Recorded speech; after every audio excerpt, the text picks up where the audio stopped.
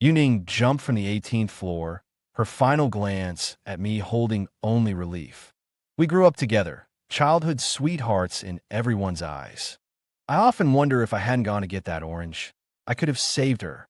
After Ning died, I heard her crying every night in my dreams. Song Sway, please save me. Perhaps I went mad because in the end, I chose the same path as Ning, suicide. When I opened my eyes again, I had unexpectedly traveled back to my school days, to the night of Ning's accident. Song Sway, could you give me an orange from the living room? I want to eat one. This time, I wouldn't let the tragedy repeat itself. But events spiraled out of control, returning to their starting point. After applying the medicine, Ning curled herself into a ball in the corner of the small sofa.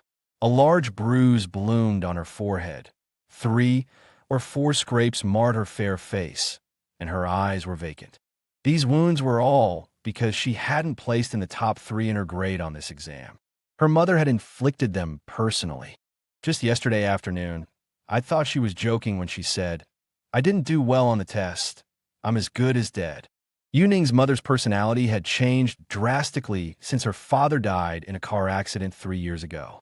She either hit or scolded Ning constantly. This time it was because of a bad test score. What about next time? Ning, I'll take you to see the teacher. Song Sway, could you give me an orange from the living room? I want to eat one. Ning interrupted me, forcing a smile. I thought Ning's mood had finally shifted, so I walked to the living room, planning to talk to her properly when I returned. But if I had known what would happen next, I would never have left her. I picked the biggest, roundest orange and went back to find Ning. But when I pushed open the door, smiling, ready to hand it to her, the wind that blew past made me unable to open my eyes. Ning sat by the window, turning to look at me at the last moment, her eyes red. "Dummy, go home quickly." Then she jumped without hesitation. 18 floors, just an instant. The orange slipped from my hand, rolling to the windowsill, but I was oblivious. Back home, I gasped for breath. Sirens wailed below. I heard the anguished cries of Ning's mother, called back from work, and the occasional sighs of the people downstairs. Such a terrible fall. What a shame. Such a good girl. I saw Ning's mother again at Ning's funeral. She beat me, demanding to know the cause of Ning's death. Our apartments were on different floors, and there were no cameras in the stairwell. No one knew I was the last person to see Ning, yet she rushed out and blamed me. Shouldn't she know the cause of Ning's death best? I looked at the black and white photo in the center of the table. Ning smiled happily, her 2 tiger teeth showing carefree. For a long time afterward, I couldn't sleep well, filled with regret for not being able to save her, until I received a scheduled video message from Ning's number. "We promised to see the ocean together. I can't go anymore. Go see it for me." Is the ocean really endless? Truly boundless and free? She smiled, her little tiger teeth showing on the screen. I knew she was worried about me. The next morning, I went back to school, attended classes, took exams, and graduated. I fulfilled Ning's wish, bringing her photo to see the ocean. And here, I ended my life. As seawater filled my nostrils, I seemed to see Ning waving at me.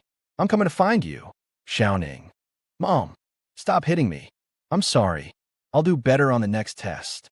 Cries for help mingled with the sounds of smashing objects drifting up from downstairs. My head felt heavy. I opened my eyes, my vision slowly focusing, and found myself sitting in my bedroom. The computer in the bottom right corner displayed the current date and time. I'm back. Back to 3 years ago. Ning. It was on this very night that Ning jumped to her death in my past life. The cries downstairs grew weaker. I still had time. I immediately jumped up and rushed downstairs, only to see Ning's mother's retreating figure. I used Ning's spare key, hidden under a potted plant, to open the door. Just like before, I was met with a floor littered with broken porcelain shards. My heart pounded as I slowly walked towards Ning's bedroom. Pushing the door open, Ning looked up at me, tears in her eyes, every wound mirroring its counterpart from the previous timeline. Ning curled herself into a ball. My mind went blank for a moment. I rushed forward and embraced her tightly. The warmth of her body beneath my hands, the realization that she was still alive. I had found her again, finally seen Ning once more. But the next moment, I heard her ask, song sway, "Can you get me an orange from the living room? I want to eat one." Those words hit me like a ton of bricks, leaving me frozen in place. Looking up at Ning's forced smile, I refused her request for the first time. "Let me take care of your wounds first. After that, we'll go out and buy some. Whatever you want, we'll get it." I couldn't leave Ning alone, so I decided to take her back to my place to get the first aid kit. But she hung her head, refusing to move. "I know what you're thinking. Don't worry, my parents are away on business. We won't disturb them." I firmly led Ning away. As we passed through her living room, our feet kicked the broken pieces on the floor, creating a clinking sound. I turned her head toward my shoulder. "Don't look. I won't leave your side for a single moment tonight." Ning wrapped her arms around my neck, playfully scolding me. Silly. The fabric of my shirt at the shoulder grew damp and warm. I had promised to stay by her side, and I meant it. After tending to her wounds, I let Ning rest in my room. After what had happened, I couldn't bear the thought of her going home alone, terrified of repeating the past. Soft breaths came from the bed as I squeezed onto the narrow folding sofa, my mind racing with thoughts. I had saved Ning tonight, but what about the future? How long could she endure such a life? Would she, in another moment of despair, attempt to end her life again? I wanted to truly save Ning. I desperately wanted to. The next day, Ning returned home to gather her textbooks. The living room had already been tidied spotlessly. I, with bags under my eyes that practically grazed the floor, handed her a carton of warm milk from behind. Ning accepted the milk, flashing that familiar smile of hers, little canine teeth peeking out. She murmured, "Oh, thank you," and headed downstairs. Watching her seemingly re-energized figure, I felt a wave of relief wash over me, following closely behind. After morning self-study, I went to the office and spoke to our homeroom teacher about arranging on-campus accommodation for Ning. Ning's mother works the night shift, so there's no one to look after her at home. With the college entrance exams approaching, I'm worried it will affect her studies. As class monitor, and having grown up with Ning since childhood, the teachers were all familiar with our situation. My homeroom teacher didn't find my request unusual and quickly gave me a response.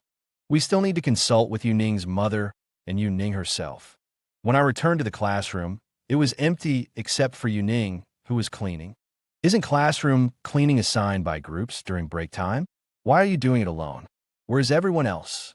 "They're in PE class. I'll do it myself. It won't take long." "How long will it take you to do it all by yourself?"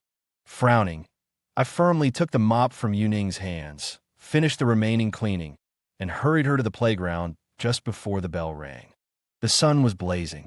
From the moment we joined the ranks, an unfriendly gaze swept over us. I quickly stepped forward, shielding Ning. After a few sets of exercises, the teacher dismissed us for free time. Even after the ranks dispersed, that gaze, piercing through the crowd, remained fixed on us. Sensing something was wrong, I turned around but found nothing. Ning was gone.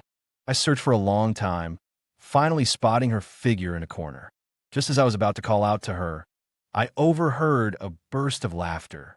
Who knows what kind of business her mother is in? Only coming home in the dead of night. "Hey, why is this drink lukewarm? I want it iced. Do you understand me or not?"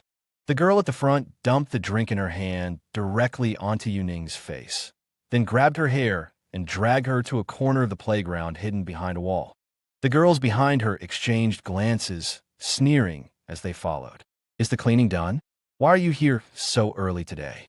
Ning was shoved to the ground, her back slamming hard against the fence behind her. Her arm was grazed by something sharp, leaving a bloody mark. "Zhang Jing, don't go too far. The next class is with our homeroom teacher." Zhang Jing sneered, slapping Ning across the face. "What am I afraid of? Will she dare to tell? Is she even worthy of telling?" "Ning, don't think that just because the class monitor is helping you, I'm afraid of you. You owe me this." She raised her hand again, and Ning closed her eyes, bracing for the impact. But the expected pain didn't come. Opening her eyes, she saw someone intercepting Zhang Jing's wrist. Class monitor. I flung Zhang Jing's hand away and carefully helped Ning up. I will tell the teacher exactly what happened here. Looking at the wound on Ning's arm, I felt a dull ache in my chest, as if transported back to the moment in my past life when she jumped from the building without hesitation. I had vowed to protect her, yet I failed, only able to watch her get hurt time and time again. I lifted Ning into my arms, intending to take her to the infirmary, but Zhang Jing blocked my path. Tell the teacher? Call our parents? Do you think Ning's mother would dare to face me and my mother? Zhang Jing practically shrieked these words, her face contorted. After a long silence, Ning tugged at my sleeve. Forget it, Song Sui. Ning's family carried the weight of a human life. The classmates whispered about it. 3 years ago, Ning's father, due to fatigue driving, collided with another car. Both drivers died instantly. In the other car was Zhang Jing's father, who had rushed back from out of town to celebrate his daughter's 18th birthday. He remained forever on that road, his eyes closing on his daughter's birthday. Ning owes me a life. I looked down at the girl in my arms. She turned her face away, but her slightly trembling shoulders told me she was crying. How long has this been going on? Leaving the infirmary, Ning's arm was bandaged, and she remained silent all the way. I couldn't help but break the silence. Not long. Zhang Jing didn't do it on purpose. Ning's evasive eyes made my heart ache. So, in the previous life, Ning had been bullied and subjected to what she thought was revenge, but she hadn't said a word to me. Something like today might have happened to her for 3 whole years. I took a deep breath, stopped, and held her. Ning, promise me you'll tell me everything immediately from now on, okay? You don't tell me anything, and I'm scared. I'm scared of losing you again without a sound. Ning looked at me, her round eyes slowly curving into a smile. She reached out and touched my face, whispering, Why are you crying? I understand. I'll tell you everything first from now on. I took Ning home early on sick leave. I was really worried about her injuries, so I took a few days of personal leave to tutor her at home. Impossible. I disagree. The dormitory application form Ning handed over was thrown to the ground by her mother. You think I don't know what you're thinking? Once you're at school, I can't control you anymore, right? I'm telling you, no money. Your dad's accident drained the family dry. And you want to live in a dorm? What? Are you going to live in a hotel next? Do you find this house intolerable? The woman started to hit Ning as she scolded her, blows raining down like hail. I quickly pulled Ning behind me. Wouldn't me living in the dorm save you the trouble? You'd be happy to be rid of me. Ning looked at the dormitory application form on the ground and said woodenly, You stubborn girl, you're being defiant. I'll teach you to be defiant. The woman, with a sudden burst of energy, shoved me aside and lunged at Ning, slapping her across the face. She was about to hit her again when I stepped forward, pulled her away, and pushed her onto the sofa. Oh, so you found an outsider to help you against your own mother. I raised you all these years, and I've raised an ungrateful wretch. You might as well have died in the car accident with your father. I felt the girl behind me stiffen. The woman's loud wails quickly attracted a bunch of nosy neighbors who came knocking. Hearing the knock, the woman rushed to the door and opened it, instantly launching into a dramatic performance, crying and shouting. My life is so hard. My husband died, leaving a mountain of debt. And my daughter is disobedient, always asking for money. Now, she's even found an outsider to hit her own mother. As the murmuring voices outside the door grew louder, I picked up the dormitory application form and handed it back to the woman. I'll pay for the dormitory fees. You don't have to worry about Ning's living expenses. You just need to sign it, as long as you can promise not to disturb Ning at school. The whispering finally stopped. The woman froze, as if she hadn't expected such a good deal. Afraid I would change my mind, she quickly snatched the application and signed it. Ning sneered, watching her mother's eagerness. I tightened my grip on Ning's hand. She looked up at me, a tear sliding down her cheek. My heart ached, and I didn't know what to do. This time, I must protect her. I shut the door on the nosy neighbors. Turning back, I cupped her face in my hands and wiped away her tears, my voice softening unconsciously, shouting, "Go pack your things." When we came out with her belongings, the living room was empty. "She's probably rushing to find her next target," Ning said, her head bowed. Though her words were sarcastic, her voice was full of loss. To be so insulted by her own mother, to leave home with no one to see her off. I reached out and stroked Ning's head. "I'll take you out tonight for a feast. Hot pot, barbecue, you name it, okay?" Ning looked up, her little canine teeth showing as she gave a bright smile. After settling into the dorm, Ning repeatedly tried to find a part-time job to pay me back. I had to soothe her, saying there was no rush and she could return the money after the college entrance exams. I told Ning, "I'll treat you to a big feast then." Hearing this, Ning simply smiled and agreed, then fell silent. The dorm was a 4-person room, and all her roommates were classmates. Ning said they were all very friendly. For the next few days, Ning wore a smile. Seeing her happy face, I finally felt at ease. But everything happened so suddenly. Ning and I agreed to go to a nearby park after school to relax, but I was unexpectedly called to the principal's office by a teacher to deliver some documents. I had to ask Ning to wait for me. When I came out of the office, the school gate was crowded with people, the surroundings were noisy, and several police cars were parked at the entrance. In the crowd, Zhang Jing's face was injured, her forehead was bleeding, and her clothes were disheveled. Her mother was comforting her. Ning stood opposite them. I squeezed into the crowd and saw Zhang Jing pointing at Ning. Her voice trembling, she said, "It was Ning. She tricked me into coming out alone. She hit me." The crowd's gaze immediately focused on Ning. She looked around, her face pale. "It wasn't me." Zhang Jing's mother lunged forward and raised her hand to slap Ning.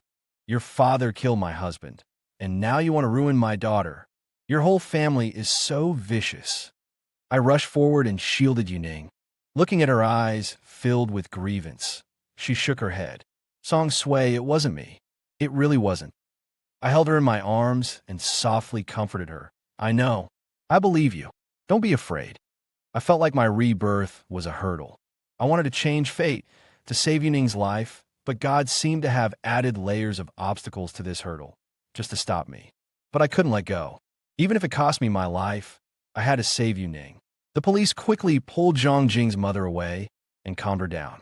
Zhang Jing insisted that Ning had lured her to a school alley and attacked her. The police took us back to the station to sort out the case. Ning's mother was also called to the station. As soon as she entered, she started yelling, "That damn girl is always causing trouble. Why did you have to provoke her?" I pushed her away a second before she lunged at Ning. Even though she was Ning's mother, I couldn't tolerate it. No matter what happened, she always blamed Ning. Ning has been wrongly accused. Even if you can't comfort her or protect her, you shouldn't hit her without even asking. She's your daughter. Daughter? If I could, I wish I never had such a cursed daughter. I wanted to say something more, but Ning stopped me. Her face was gloomy and indifferent, like the day I was reborn. I saw that Ning again. "You're right. If I could, I'd rather not have you as my mother." Hearing Ning's words, the woman was enraged and tried to hit her again. Her hand was caught in midair, this time by Ning herself. Ning looked up at the woman in front of her. "I tried my best to understand you. Dad's sudden death, the high compensation. I understand why you've become so irritable. But can you also try to understand me a little? What did I do wrong to be treated like this by everyone? You don't love me at all. You don't want me as your daughter, and neither do I. Since that's the case, let's not be mother and daughter anymore. From now on, my business has nothing to do with you." The woman was stunned for a moment, then grabbed her bag and walked towards the door. "Officer, you all heard that, right? She's not my daughter anymore. You don't need to look for me about this. I'm very busy. Goodbye."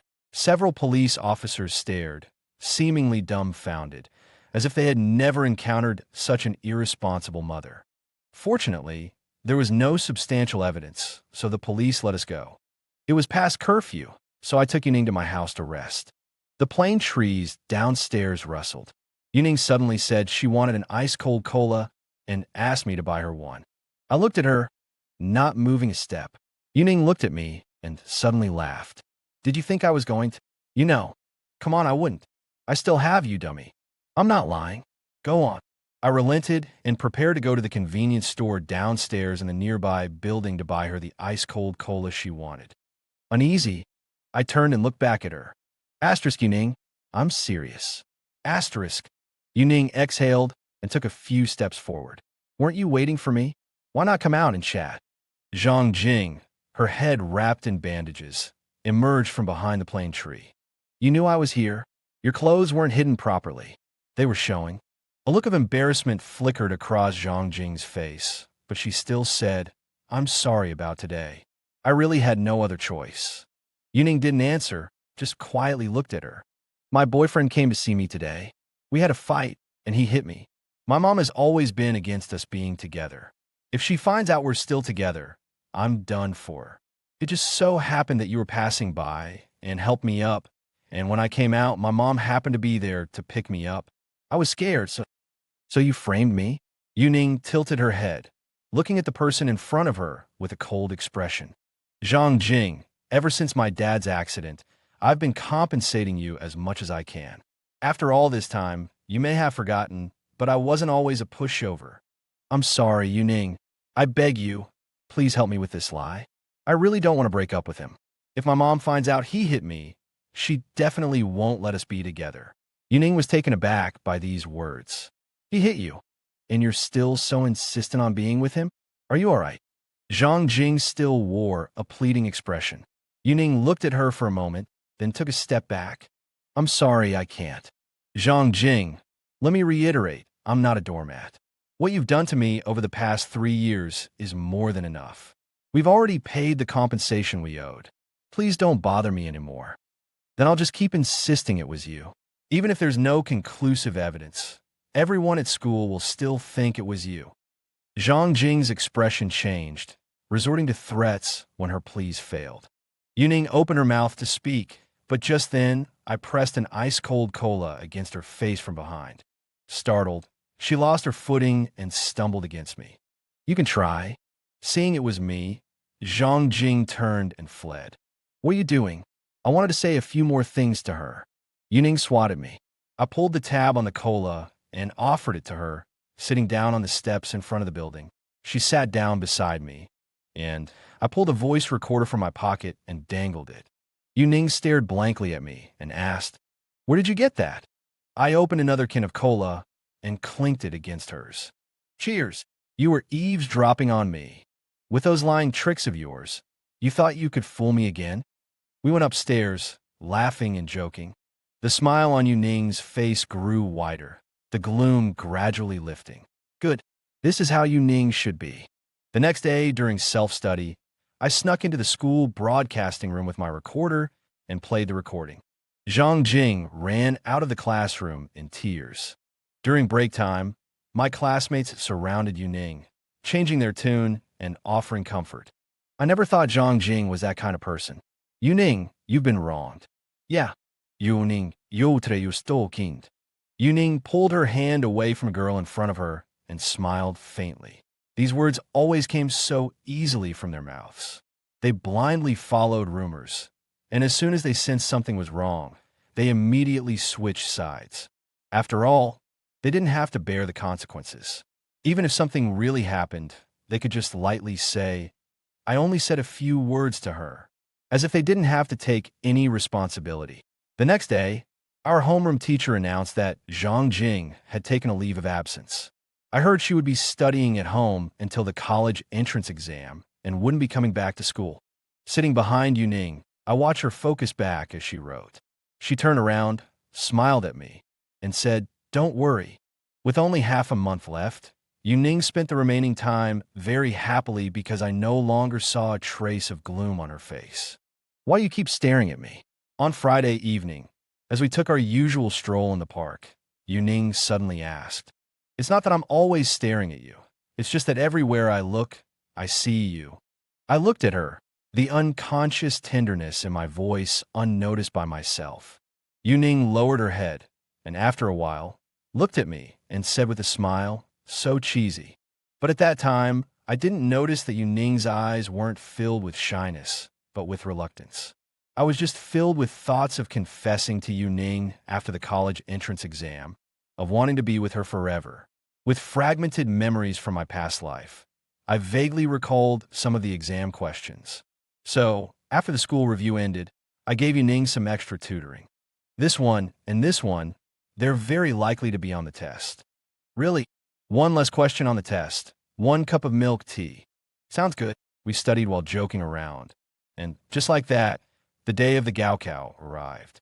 The first day went smoothly, but strangely, the questions weren't quite the same as I remembered. Looks like you lost a bet. That's quite a few cups of milk tea. I thought it was just a discrepancy due to the passage of time, so I didn't think much of it. On the second day, I ordered flowers early in the morning. As soon as the last exam ended, I walked out of the examination hall with the flowers standing at the nearest spot. Waiting for your girlfriend? Not yet, but soon. After countless deep breaths, the doors opened. Students poured out like caged birds running with the wind. I saw Ning rushing towards me. At that moment, she was the only one in my world. I ran to her, embraced her, and spun her around a few times. Ning, be my girlfriend. I practically roared, but no one cared about my outburst because the air was filled with cheers. Let's drink tonight until we drop. All-nighter tonight. Finally, it's over. I vaguely heard someone crying, but I nervously kept my eyes on Ning until she nodded tearfully and said, "Okay." The sun shone brightly. We were young and fearless, with a future full of possibilities. After the Gaokao, I spent almost every day with Ning. We went to the sea, fulfilling our long-held promise. While waiting for the university admission results, Ning, whom I thought I'd saved, started to deteriorate. She became increasingly drowsy, sometimes sleeping for more than half a day. I would wake her up worriedly, but she would just murmur, hug me, and fall back asleep. Soon, the day the results were announced arrived.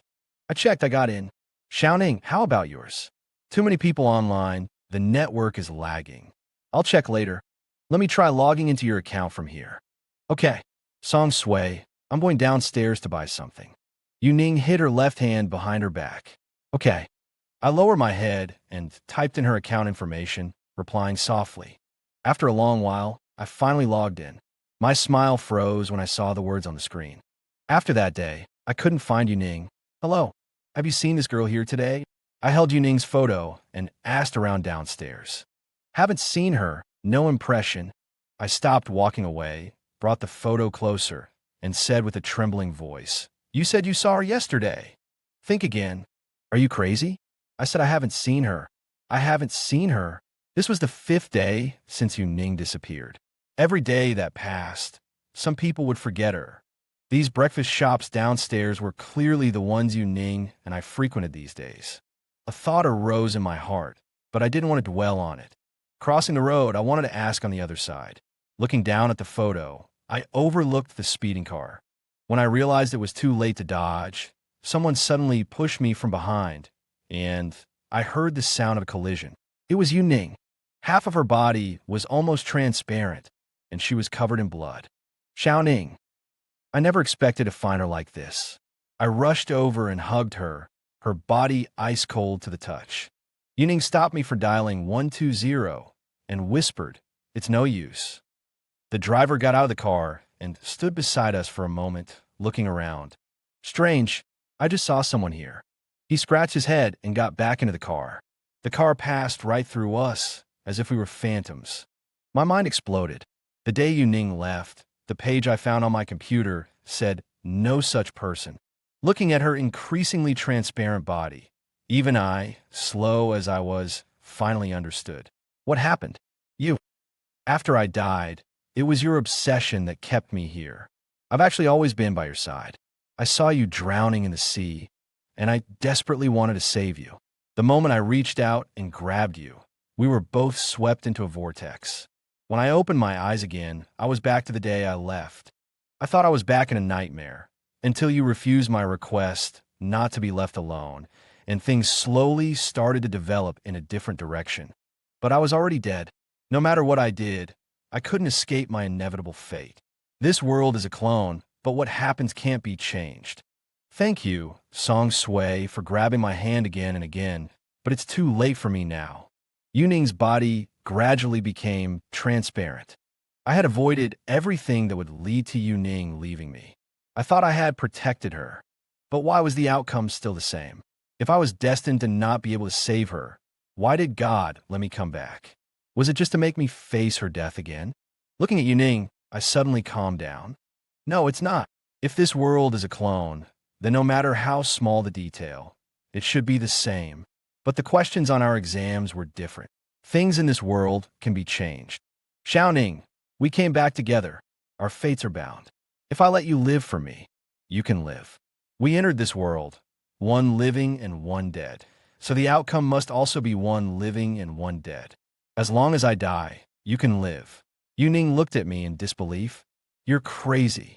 I'm not crazy. To return to a life without you, that would truly be madness. I couldn't bear to imagine life without Ning, living like a walking corpse as I did before. If the outcome was going to be the same, I should have left long ago. Ning, there's something I never had time to say. I love you.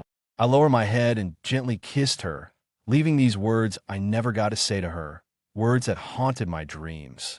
As time ticked by, I felt my body getting lighter and lighter until I finally lost consciousness. Ning awoke to the sound of crying. Opening her eyes, she saw a woman sitting by her bed, her face etched with worry. Seeing Ning awake, the woman wiped her tears, her joyful expression a stark contrast to her previous life. Ning, you're finally awake. Mom was so worried. It was Ning's mother. She embraced Ning tightly, pouring out her longing. Ning sitting on the bed. She was alive. Then, where's Song Sui? The woman, who had been talking nonstop, suddenly fell silent, looking at her cautiously. Ning threw back the covers and rushed towards the door, but the woman quickly grabbed her. You've had a high fever for days. Rest first. Ning pushed her away, tears streaming down her face. I'm going to find him. I have to go find him. Song Sui, you bastard. Dying like that. Did you even consider my feelings? Who's cursing who? A familiar voice came from the doorway. Ning's heart trembled, and she looked up. I pushed open the door, watching her leisurely. Weren't you the one who said you didn't want to see me for a month after our fight the other day? It's only been a few days, and look what you've done to yourself. Ning seemed to freeze for a moment, then suddenly lunged into my arms, pounding her fists against my chest. You bastard! You scare me to death. I chuckled, gently patting her back, soothing her. Song Sui, I love you so much. Ning suddenly said, standing on tiptoe to kiss me. Me too. I held her, slowly responding to the kiss. It wasn't until I held her tightly in this moment that I realized I had truly brought her back. I'm so grateful I finally held on to you and said, I love you for the first time. We both guessed wrong about this rebirth scenario. Perhaps it was heaven giving us a second chance, a chance to be together forever.